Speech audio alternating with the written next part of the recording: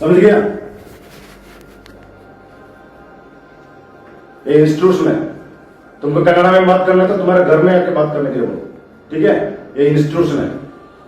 हिंदी माताड कನ್ನಡ ಮಾತಾಡಬಾರದು ಕುರಿಲ್ಲ ಬೇಡ, ಕಂಪಲ್ಸರಿ ಇಲ್ಲ ಅಷ್ಟೇ.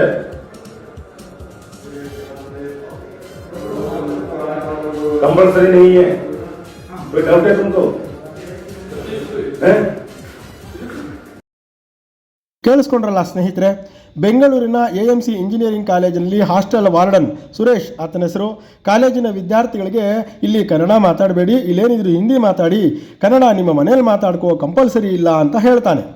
ಬೆಂಗಳೂರೇನು ಉತ್ತರ ಭಾರತದಲ್ಲಿ ಇದೆಯಾ, ಬಿಹಾರ, UP, ವೆಸ್ಟ್ ಬೆಂಗಾಲಲ್ಲಿ ಏನಾದರೂ ಇದೆ ಅಂತ ತಿಳ್ಕೊಂಡ. ಅಲ್ಲಿ ದುಡ್ಕೊಂಡು ತಿನ್ನೋಕ್ಕೆ ಯೋಗ್ಯತೆ ಇಲ್ಲದೆ, ಗತಿ ಇಲ್ಲದೆ ಕರ್ನಾಟಕಕ್ಕೆ ವಲಸೆ ಬಂದು, ಅದರಲ್ಲೂ ಬೆಂಗಳೂರಿನಲ್ಲಿ ಇವರ ರೌಡಿಸಮ್ ತೋರ್ಸೋಕ್ಕೆ ಸಂಪೂರ್ಣ ಕಾರಣ ಬೇರೆ ಯಾರೂ ಅಲ್ಲ, ಈ ರಾಜ್ಯದ ಅಡ್ಜಸ್ಟ್ಮೆಂಟ್ ಪಾಲಿಟಿಕ್ಸ್. ಇವ್ರನ್ನೆಲ್ಲ ಅಡ್ಡಬಸ್ತಲ್ಲಿ ಇಟ್ಟಿದ್ದಿದ್ರೆ, ವಲಸೆ ಬರೋರನ್ನ ತಡೆದಿದ್ದರೆ ಈ ರೀತಿ ಆಗ್ತಾ ಇರಲಿಲ್ಲ. ಆದ್ದರಿಂದ ಈ ರಾಜ್ಯದಲ್ಲಿ ಇನ್ನಾದರೂ ಅತಿ ದೊಡ್ಡ ಬದಲಾವಣೆ ಆಗಬೇಕಾಗಿದೆ. ವಲಸಿಗರನ್ನು ಓಡಿಸಿ ಕರ್ನಾಟಕವನ್ನು ಸುಭದ್ರ ಕನ್ನಡಿಗ ರಾಜ್ಯವಾಗಿ ಶಾಶ್ವತವಾಗಿ ಅಭಿವೃದ್ಧಿಪಡಿಸಬೇಕಾಗಿದೆ. ದಿಗ್ವಿಜಯ ಭಾರತ ಪಕ್ಷ ಬೆಂಬಲಿಸಿ, ಇದು ಕನ್ನಡಿಗರ ಪಕ್ಷ. ಅರೆಸ್ಟ್ ಮಾಡಿದ್ದಾರೆ. ಮೀನ್ ವೈಲ್ ನಮ್ಮ ಕಾಲೇಜ್ನವರು ಅವನ್ನ ಸಸ್ಪೆಂಡ್ ಮಾಡಿದ್ದಾರೆ.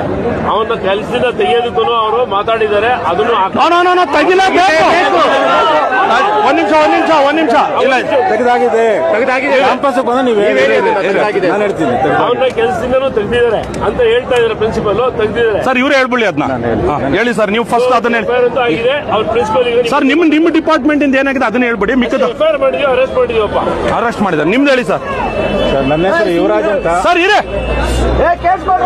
ನಾನು ಈ ಕಾಲೇಜಲ್ಲಿ ಪ್ರಿನ್ಸಿಪಾಲ್ ಆಗಿ ವರ್ಕ್ ಮಾಡ್ತಾ ಇದ್ದೀನಿ. ನಾನು ಹಾಸನ ಜಿಲ್ಲೆ ಬೇಲೂರು ತಾಲೂಕು ನಾಗೇನಹಳ್ಳಿ ಇಲ್ಲಿ ಕಾಫಿ ತೋಟದ ರೈತರ ಮಗ. ಆಯ್ತಾ, ನಾನು ಕಷ್ಟಪಟ್ಟು ಓದಿ ಈ ಮಟ್ಟಕ್ಕೆ ಬಂದಿದ್ದೀನಿ. ನಾನು ಕೆಲಸ ಮಾಡಿದ್ದೀನಿ, ಎಲ್ಲ ಮಾಡಿದ್ದೀನಿ. ಇದು ವಿಷಯ ಗೊತ್ತಾದ ತಕ್ಷಣ ನಾನು ಇಮಿಡಿಯೇಟ್ ತಗೊಂಡಿದ್ದೀವಿ, ಅವ್ರನ್ನ ಸಸ್ಪೆಂಡ್ ಮಾಡಿದೀವಿ ಹಾಗೂ ರಿಮೂವ್ ಮಾಡ್ತಾ ಇದೀವಿ. ನಮ್ಮ ಸ್ಟೂಡೆಂಟ್ಸ್ ನೀವು ನೋಡ್ತೀರಾ, ಅವ್ನ ಕ್ಯಾಂಪಸ್ಗೆ ಬರಲ್ಲ. ಆಯ್ತಾ, ನಿಮ್ಗೆ ಮಾಡಿದೀವಿ.